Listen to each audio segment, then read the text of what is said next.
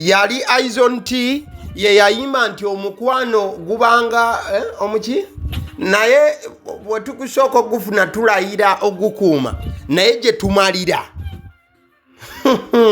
ng'ogwali omukwano ate tegafuuse maziga ogwali omukwano tebatandise kwerangira bisongo nvaako nta eyali swiiti atandika okufuuka ekibwabwabwa nga bw'omutunuulira guyina engeri gye gutunula guti eyayina akalevu akalungi akasongodde ng'olaba ng'oba alina ebyoya by'enswa mu feesi olaba nga alina ebyoya by'enswa mu matama eriiso lye wagambanga nti laba eriiso eddungi eryakayakana ng'ettaala nga bw'olitunuulira bw'oti gulinga omupiira gwe bazannyira ebipiirapiira bino abaana bye baasibaasibanga ne bazannya ne basambirira oganga olaba tekikyalina ekintu bwe kikusenyusamu yedde mukwano gwange ebigambo ebyogerwa byandiba nga bituukiridde bulungi ku Hajat gumiisiriza Kulthum oba abadde gumiisiriza njagala okusooka okuzzaako ennaku 10 emabega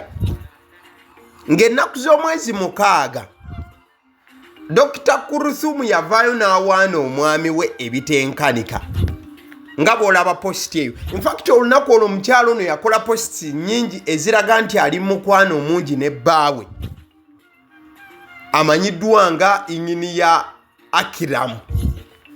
Yagamba bw'ati: Assalamu alaikum warahmatullahi wabarakatuh. Mwebala okusaala Idi. Badia support yali alanga Amiri Foods. Nagamba nti thank you mwami wange ow'eriiso. Wateesezza bulungi nnyo. Musule bulungi. Kati omukyalo ono yateekayo ka video ng'alaga nti bbaawe Akram ow'eriiso eritukula ng'ettaala. Yamugamba nti mukyala olwaleero tofumba. Ebikwatagana n'ebyessala byonna mbikozeeko. Don't mention. Omukyala bwe yaddamu. Era yalikodinga ka video ng'alaga nti abatalina baami balabye nnyo era ennaku yakubaluma nesse kubaluma yenna. Era ku lunaku lwe lumu engeri gye kyali nti omwami we innyini ya Akram tali mu ggwanga yagenda ku photoshoot ya Eid oba ya Eid Day. Era bwe yeekubye ebifaananyi teyeerabira kubanga awaana ku mwami we ow'eriiso eritanga lijja. Yagamba bw'ati: Assalamu alaikum warahmatullahi wabarakatuh. Happy Eid, a celebration badia. Ekyamazima mwami wange ow'eriiso weebale kungulira habaya ya Eid ennyumidde ennyo bweti mashallah. Ng'omukwano guli awo gutiirikanga mubisi, ng'omukwano guli awo gutiirikanga mata. But mukwano gwange bangi batandise okubanga bagamba olw'ebbaluwa evuddeyo olunaku olwaleero nga Hajat Kulthum asalawo okwawukana ne bba. Bangi bagamba nti ne habaayo eyo temugamba nti Akram si ye agigula. Mbwera mukyala yali era byonna ayogera bwogezi just kulaga bantu nti omukwano gukyatonnyolotiica.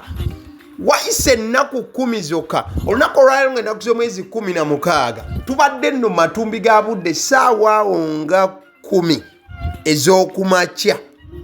Omanyi ssaawa 10 ez'okumakya Hajat Kulthum azukuse buzukusi n'abanduka mu buli bwe vu. Nagamba nti ekisajja nkikooyi temuddamu kukinsibako temuddamu okumpita erinnya lyakyo. I don't want no sense. Sooka owuliriza ebbaluwa. Awandiise ebbaluwa ebadde mpanvu neera nga womanyi ba federation lugambo nakwagala Bawukanye bonna bagambye soma ebbaluwa naawe Hajat yawandiise. Ebbaluwa ebadde egamba bweti: Assalamu alaikum warahmatullahi wabarakatuh. Greetings to all my Muslim brothers and sisters, all religious leaders, cultural leaders, fellow Ugandans, friends and family, business community, political leaders, ladies and gentlemen. Asose kubanga ababuuzaako Hajat mu kiramusa ekirungi n'abatoolera ku salaamu. Nagamba nti abuuziza ku baganda be ne mikwano gye abasiraamu, n'abuuza ab'enzikiriza bonna, n'abuuza abakulembeze aba culture ab'enjawulo, n'abuuza bannayuganda ab'emikwano n'ab'emikwano n'abooluganda, n'abuuza ne banna business wamu ne banna byabufuzi bonna mu ggwanga. N'agamba bw'ati: This is one of the hardest letters I've ever had to write, but I believe it's time to speak from the bottom of my heart and put it into words that I've been carrying inside for a long while. Nagamba nti eno ye bbaluwa ekyasinza okubeera enzibwe y'okubanga ewandiika bukya nali mbadde ku nsi. Nagamba nti naye nzikiriza kyekiseera mbotole ekyo ekiri wansi w'omutima gwange n'ebigambo byange ngende maaso okuba nti mbiteeka wansi mu bankaluwa olw'ekintu kye mbadde nsitudde okumala ebbanga ekibadde ekizito eky'amaanyi okuba nti nkyetise. Ayagala tutegeeza nti omusajja abadde amwetise ng'amuzitoowerera. Kale tugende weetu. I met Mr. Akram Gumisiriza in 2021. Tinasisinkana omwami amanyiddwa nga Akram Gumisiriza mu mwaka gwa 2021 and we got married officially and legally in 2022. Since I was single and I had lost my dear husband, the late Sheikh Muzaata Nuhubate. Agamba bwati, tinasisinkana omwami amanyiddwa nga Akram Gumisiriza mu mwaka gwa 2021. Era mu mwaka gwa 2022 ne tufumbiriganwa. Engeri gye kiri nti nali nfiiriddwako omwagalwa wange nnyo. Omugenzi Sheikh Muzaata Nuhubate. So I needed a companion and that's how I ended up marrying Mr. Gumisiriza. Dinali neetaagayo omuntu ambudaabudeera omuntu ow'okutambula naye mu bulamu. Yengeri gye nnakomekereza nga mpasiza nga nfumbiriganiddwa n'omwami Gumisiriza. Kati nno wano wabadde akola ebbaluwa eno abadde takyamuwaanawaana nga takyamuyita ow'eriiso wabula ng'amuyita mwami Gumisiriza. Nagamba bw'ati. However, things didn't move the way I expected. Naye ate ebintu tebyatambula nga bwe nabisuubira. Wuliriza wano we tugenda. I started seeing red flags from the very start. Dinatandika okubanga ndaba obubonero obungamba nti naye omusajja gwenfunye yandibanga yeeyo. After much reflection, deep soul searching, and countless attempts to mend what's been broken between us, I've come to the difficult decision to end our marriage. Oluvannyuma lw'okubanga neekubamu tooki n'okubeera nga neenyigiriza wano na wali n'okugezaako okubanga nwana okugattagatta ebyatise kwegamba nga mw'onaasanga essowaani ng'eyatise yonna n'otandika okubanga okwatakwata obutundutundu ogigattegatte. Kulthum agamba nti kyabaddeko Dr. Hajat. Agamba nti atuuse ku nzikiriza ey'okusalawo ekintu ekizibu ennyo. Agamba nti obufumbo buno obufumbo nedda kambukomekereze Gumisiriza nedda naawe. This is not something I do lightly and it's not an impulsive act. It is in the result of months, perhaps years of feeling the distance between us grow despite every effort to bridge it. Agamba nti kino si kyekintu kyakoze nga kyangu wabula kino akikoze nga alabika tewandibanga alina kusalawo kulala. Agamba kino kivudde mu myezi gy'amaze n'emyaka ng'atoba nnyo okugatta a distance kwegamba ne mubanga muli wamu ng'abaagalana nga muli wamu bwe muti mutudde naye ng'amazima munnakuli wala. Kati agamba nti abadde agezaako okulaba nti okubeera ewala okwakugattaganya asembereganye ne Dr. Akram ow'eriiso Gumisiriza. Agamba nti agezezaako naye nedda naye muntu akoowa naye muntu alemererwa. Agaseeko bw'ati. We both know our relationship has changed. The love we once shared, the connection we used to nurture, now feels like something we are only trying to hold together out of habit, history, or fear. I no longer feel seen, heard, or supported in the ways that matter most. And I imagine if you are honest with yourself, you felt the same too. Agamba nti ffenna ababiri enkwatagana yaffe ekyuse. Omukwano gwe twalina ebyali bitugatta n'ebyo bye twali tugezaako okubanga tutondawo essaawa zino biwulikikanga ebyenjawulo era tulinga abali awamu just okukituukiriza oluwalo olw'okuba ebyafaayo oba ebyayita ate era newamu okubeera nti tulina okutya. Agamba nze nga omukyala I no longer feel seen. Sikyawulikikanga omuntu gwe balaba. I no longer feel heard. Sikyawulikikanga omuntu akyawulirwa or supported in the ways that matter most. Nti awulira nga takya supporting oba takyaweebwa kubudaabulibwa n'okubeera nti afiibwako nga bwe kyandibadde kisaanidde. This is not about blame. It's about acknowledging that we are no longer good for each other in the way that a partnership should be. Agamba nti kino tekiri kubeera nti abadde omwami wange ntandise okumunenya wano na wali. Nedda. Kino kiri ku nsonga y'okubeera nti bwe tubeera awamu tetukyagwanira. naddala mu mbeera gye tulina okubeera nga tubeeramu. Tweyongereyo ne bankaluwa mugenda maaso n'okuba nti mulaba agaliwo n'okuba nti muwuliza ebbankaluwa ewandiikiddwa Hajat Dr. Kulthum gumiisiriza gende maaso n'ebbaluwa eno. Agattako bw'ati. And while it breaks my heart to say goodbye to the life we once imagined together, I know that holding on any longer would only deepen the pain for both of us. Agamba nti newankubadde asalawo okusiibula obulamu bwe babeerawo ne balowoozaako nti bulibeera, agamba nti akimanyi bulungi nti I know that holding on any longer would only depend. Agamba nti singa asigala n'omusajja ono ow'eriiso eritanga lijja agamba nti bulumi bwokka bwe bugenda okuba nga bumweyongera nga ye Hajat Dr. Kulthum gumiisiriza yagumiisiriza yalijjeeko dda. Agamba nti kati yeye Muzaata temuddamu muyita ebyo byagumiisiriza byammwe ebyo eby'ekiyaayiyayi.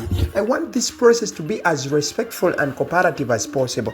I hope we can part ways with grace, preserving the dignity of what we had. If there are legal matters or shared responsibilities we need to work through, I'm committed to handling them with fairness and maturity. Agamba nti ayagala okwawukana kwabwe kujja n'ekitiibwa bwe kiba nga kisaanidde. Agamba asuubira nti basobola okwawukana n'ekisa ne baawukana mu ngeri ejjudde ekitiibwa kya buli munne nga tekiweebuddwa. Agamba wabaawo ensonga zonna ezeetaagisa amateeka.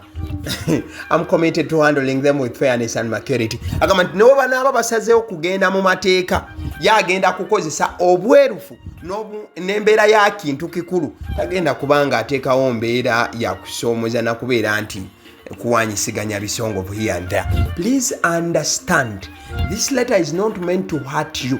Amugambye nti sebo gumiisiriza amanya nti ebbaluwa sigiwandiise kukulumya. It is meant to finally be honest with both of us. Ngiwandiise okubeera nti wabaawo amazima eri ffenna ababiri. I wish you peace, healing and happiness in whatever your future holds. And I hope in time we can both look back without resentment, knowing we had our reasons, our lessons and our time. Agamba bw'ati nti nkwagaliza emirembe, nkwagaliza okuwona ate era wamu n'essanyu mu biseera byo eby'omu maaso. Njagala okuba nga nsuubira nti mu budde obunaatuuka mu maaso tulitunuulira ne tugenda maaso era okuba nga tukubaganyamu ebirowoozo n'okwefumiitiriza ku ebyo bye twayiga n'ensonga ezimu n'obudde bwe twatambula ffenna as we navigate this divorce.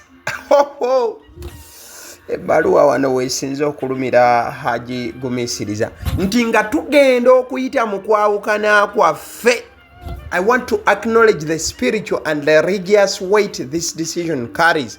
Njagala tutunuulire ensonga ey'eddiini wamu n'eby'omwoyo ebiri wakati mu kino. Kwegamba nti nga bwe baali nti mwami na mukyala era eddiini y'Obuyisiraamu yagenda maaso n'okuba nti ebaluŋŋamya ekyakitunuulidde. Marriage was not only a personal commitment but also a sacred one, and ending it is not something I take lightly. Agamba nti obufumbo bwe babaddemu kibadde kintu ekyokubeera nti okwewaayo, wabula ate era ekintu ekirina amaanyi era ekyenjawulo ennyo, era si kye kintu kyasobola okuba nga atwala ng'ekyomuzannyo. I have prayed, reflected and sought peace in my heart before coming to this conclusion. While this may not be the outcome we envisioned, I believe that even in endings, Allah offers guidance, mercy, and the opportunity for healing. I hope we can move forward with grace, forgiveness, and a shared respect for the spiritual foundation that brought us together in the first place. Amugamba nti bagende maaso n'okwefumiitiza naddala ku kyeddiini kubanga ye yabagatta n'okubeera nti bafuuka obumu nga bwe babadde. Agamba nti atutta akaseera n'asaba omutonzi amuwe okumugayidinga n'okubeera nti amuwa okuwona n'okuba nti ayita mu kino. I truly hope that in time we can both find peace and happiness on our own separate ways. Though this, I truly hope that in time we can both find peace and happiness on our own separate ways. Though this chapter, marriage, has ended, I will always value the moments we share and the lessons we've learned. Wish well in everything ahead. Namugamba nti nti asaba Mukama abayambe byonna gye bagenda okuba nga baawukanira n'okuba nga batambulira bafune emirembe. Agambye though this chapter marriage has ended, nagamba nti wadde olunyiriri luno olw'obufumbo luweddewo, ebbanga lyonna libeerawo kubanga seekitiibwa mu ebyo bye babaddemu oba bye batambuliddemu. I regret to inform all those that have wished our marriage whether the road has ended with immediate effect, and regarding our divorce, Sheikh Abdurrahman Serunjoji and my family will handle the whole divorce process. Agamba nti yeetondera buli munnayuganda na buli muntu abadde abaagaliza ebirungi mu bufumbo bwabwe. Agamba nti ebyo tebikyaliwo, temuddamu kubaagaliza birungi, obwo obufumbo buweddewo. Asabye Sheikh Abdurrahman Serunjoji wamu ne family okuba nti ebatwala mu lugendo lw'okuba nga baawukana. Thanks and regards, Dr. Hajat Kulthum Nabunya Muzaata. Agambye nti ababuuzizzaako kati ye Dr. Hajat Kulthum Nabunya Muzaata. Ebyo ebyagumiisiriza ero lyeribadde erinnya ly'omwami we Akram, temuddamu okubimuyita. Mweraba abassidde omusunsu zaagaliwo likinga video. Thank you.